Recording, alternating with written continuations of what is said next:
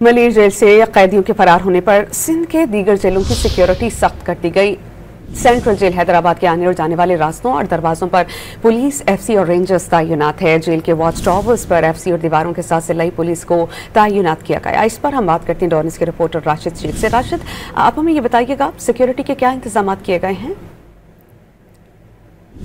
जी बिल्कुल, मलिर जेल के बाद जो है हैदराबाद में भी जो है वो सेंट्रल जेल पे जो है वो हिफाजती इंतजाम जो है वो सख्त कर दिए गए हैं। रेंजर्स ने जिम्मेदारी संभाल ली है। रेंजर्स ने तमाम जो है वो टावरों पे, मुख्तलिफ मकामों पे और गुजरगाहों पे जो है वो चेक पोस्टें बना ली हैं और जो है मौजूद है। इस हवाले से जो है उनका जेल सुप्रिटेंडेंट का यही कहना है कि जो है वो सेंट्रल जेल में जो है इस वक्त जो है रेंजर्स के हवाले कर दिया गया और रेंजर्स इस वक्त सिक्योरिटी के फायदे अंजाम दे रही है। इसके साथ जो है जिले पुलिस के एहलकार भी यहाँ पर मौजूद हैं और उनकी अपनी भी पुलिस जो है वो सिक्योरिटी फराहम कर रही है। जी राशिद, बहुत शुक्रिया आपका।